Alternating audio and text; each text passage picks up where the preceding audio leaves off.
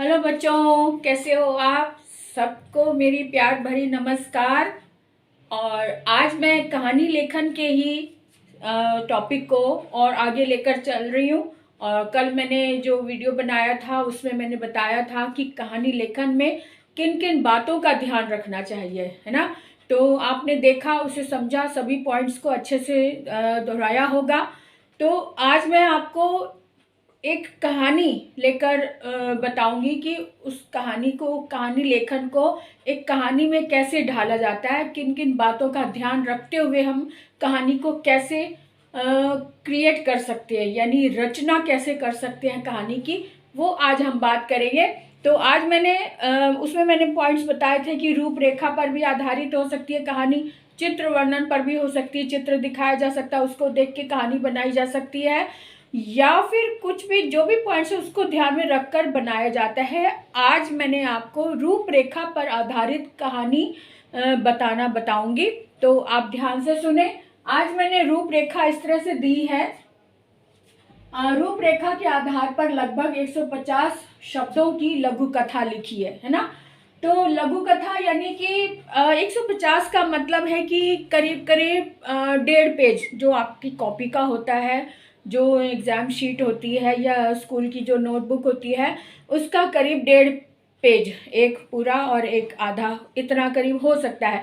ये ज़रूरी नहीं कि आप एक एक शब्द गिने, एक लगभग एक आइडिया दिया गया है कि इतनी बड़ी हो सकती है। इससे थोड़े से कुछ शब्द कम भी हो सकते हैं, कुछ बढ़कर भी हो सकते हैं, लेकिन लगभग 1.5 पेज के करीब आपकी स्टोरी होनी चाहिए। या 1 पेज की भी है अगर, तो आपका थीम उसमें पूरा कंप्लीट होना चाहिए, ताकि आपको कहानी जो भी आप लिखें तो वो पढ़ने वाले को लगे कि हाँ, ये कंप्लीट कहानी है।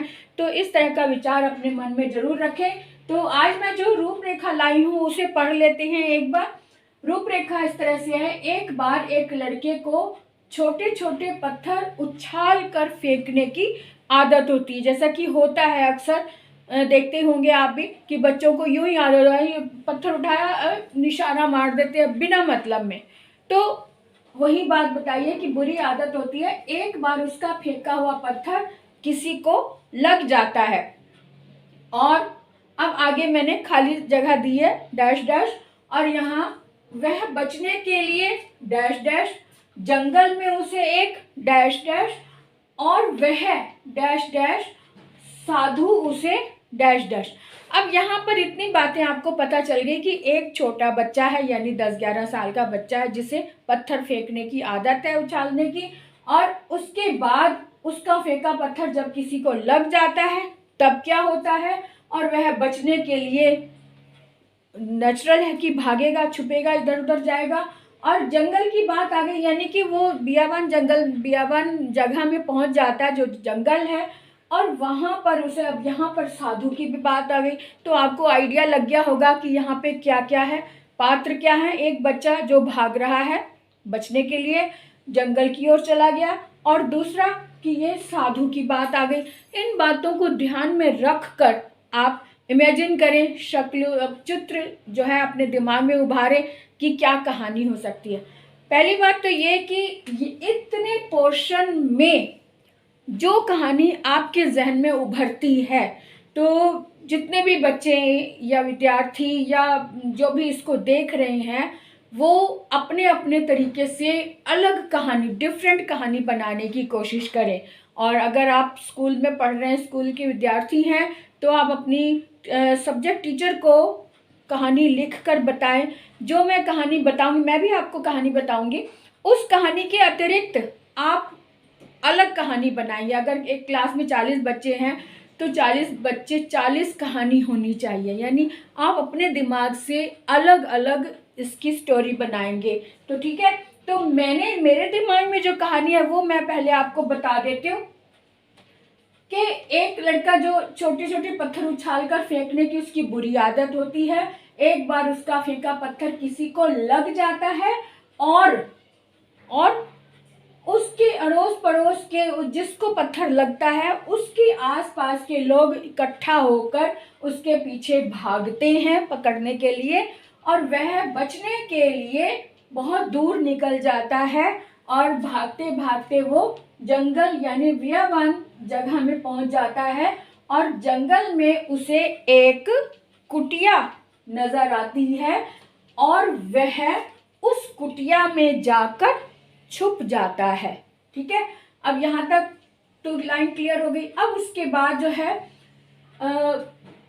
छुप जाता है। अब जो वो भीड़ होती है जो उसके पीछे भागती है, वो भागते भागते उसका पीछा करते करते वो भी उस जंगल में पहुंच जाती हैं और उस कुटिया के पास जब पहुंचते हैं तो कुटिया के पास जाकर वो उस कुटिया में एक साधु पाठ कर रहे होते हैं, तपस्या कर रहे होते हैं।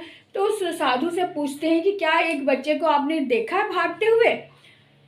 तब साधु जो होते हैं ना, साधुओं की जो भी सज्जन लोग होते हैं जो मानवता को अपना धर्म समझते हैं, उनकी एक बड़ी अच्छी आदत होती है कि वो शरण में आए हुए की हमेशा रक्षा ही करते हैं, हमेशा। तो उस साधु ने भी शरण में आए क्योंकि उनको पता लग गया कि उनके पीछे एक बच्चा छुपकर बैठा है। तो उस साधु ने उस बच्चे की रक्षा की खातिर उस साधु जो भीड़ थी उनको कह दिया कि नहीं, मैंने नहीं देखा, आप उधर देख लीजिए, उधर शायद चला गया होगा। तो भीड़ सारी उधर निकल जाती है। अब साधु जो है, साधु उसे यानी उस बच्चे को बाहर आने को बोलते हैं और पूछते हैं उससे बात कि क्या बात हुई, क्या किया तुमने जो भीड़ तुम्हारे पीछे आई है, तुम्हें मारने को भाग दौड़ रही है। तो अब बच्चा जो है पहले तो झिझकता है, तो साधु जो है उसे प्यार से अपने विश्वास में लेते हैं और जब विश्वास हो जाता है बच्चे को कि ये साधु अच्छा व्यक्ति है, तो वो बच्चा अपनी सारी बात बताता है कि ऐसे ऐसे मैंने एक पत्थर मारा था तो एक बच्चे को लग गया और उसके कारण ये सब मुझे मारने के लिए दौड़ रहे हैं। अब यहाँ तक बात क्लियर हो गई ना। तो साधु आगे कहते हैं कि साधु उस बच्चे से कहते हैं कि चलो एक गेम खेलते हैं, एक तो बच्चा खुश हो जाता है कि चलो खेलेंगे कोई। तो साधु जो है उस बच्चे का हाथ पकड़ के एक दूर थोड़ी सी वहीं पास में एक पहाड़ी सी होती है, वहाँ पे उसको लेके खड़े हो जाते हैं और उस बच्चे से कहते हैं कि आप ना जोर से बोलना कि हे वन देवता तेरा भला हो, खूब जोर से, जितनी जोर से बोल सकते बोलो। तो बच्चा बड़े खुश होकर बोलता है। तो वो जैसे ही वो बोलता है तो उसकी आवाज़ चारों तरफ गूंजती है और पहाड़ियों से छूकर, पेड़ों से छूकर वापस आती है, दुगनी चौगनी, मतलब 10 गुना या 100 गुना कह सकते हैं होके वापस जब आती है, सब तरफ से एक आवाज़ आती है, तेरा भला हो, तेरा भला हो, तेरा भला। बच्चा ऐसे ऐसे देखता है कि ये क्या, उसकी आवाज़ ही उसको वापस मिल रही होती है सब तरफ से, इतनी देर तक आवाज़ गूंजती रहती, तेरा भला हो, तेरा भला हो, तेरा भला हो। तो अब साधु कहते हैं अब आप दूसरी लाइन बोलो। तो बच्चा कहता है क्या बोलूं अब मैं? तो साधु कहते हैं अब आप ये बोलो कि तू बर्बाद हो। अब वो इसी तरह से बोलता है, तू बर्बाद हो। अब सब तरफ से यही आवाज़ गूंजने लग जाती है, तू बर्बाद हो, तू। अब बच्चा थोड़ा सा परेशान हो जाता है कि पहले तो तेरा भला हो ये बात हो रही थी, अब तू बर्बाद हो। तो सब तरफ से जब आवाज़ें आने लग जाती हैं तो वो कानों में ऐसे हाथ रख लेता है कि नहीं, मुझे ये नहीं सुनना। तो साधु कहते हैं कि देखो बेटा, ये मैंने आपको ये समझाने के लिए बताया है कि ये जो प्रकृति है ना, जो भी हमारी तरफ है, चाहे वो मानव हो, पेड़ हैं, पशु हैं, या धरती है, या आकाश है, ये सब के सब अपने पास कुछ नहीं रखते हैं। हम जो उन्हें देते हैं वही 100 गुना करके वो हमें वही वापस कर देते हैं।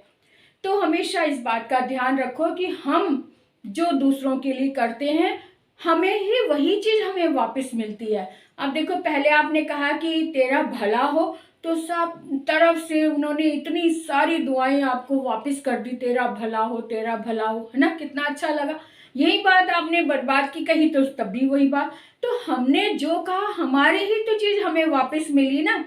तो यही चीज़ है, समझाना चाह रहे थे साधु जी कि उस बच्चे ने जब पत्थर मारा तो इतने लोग भीड़ इकट्ठी होकर उसे ही मारने के लिए चल पड़ी। उसने एक पत्थर मारा लेकिन 10-12 लोग इकट्ठे होकर उसे मारने चले गए। अगर वो अच्छा काम करता तो 10-12 क्या 100 लोग भी उसे आपकी शाबाशी देते। तो इसलिए जब भी हम कुछ काम करें तो अच्छा ही करें तो अच्छाई मिलती है, बुरे करेंगे तो बुराई मिलती है। तो ये हमारे ही ऊपर डिपेंड करता है कि हमें समाज से क्या लेना है। ठीक है, तो अब आपको भी कहानी समझ में आ गई होगी। आप भी अपनी समझ से इस कहानी को आगे बढ़ाओ।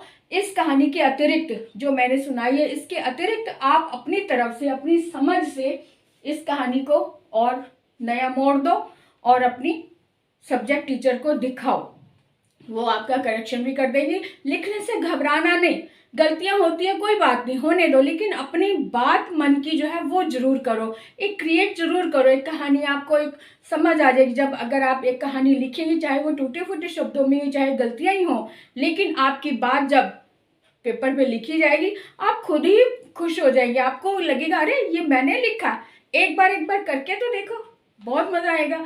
इसलिए इस खेल में आप लोग भी शामिल हो।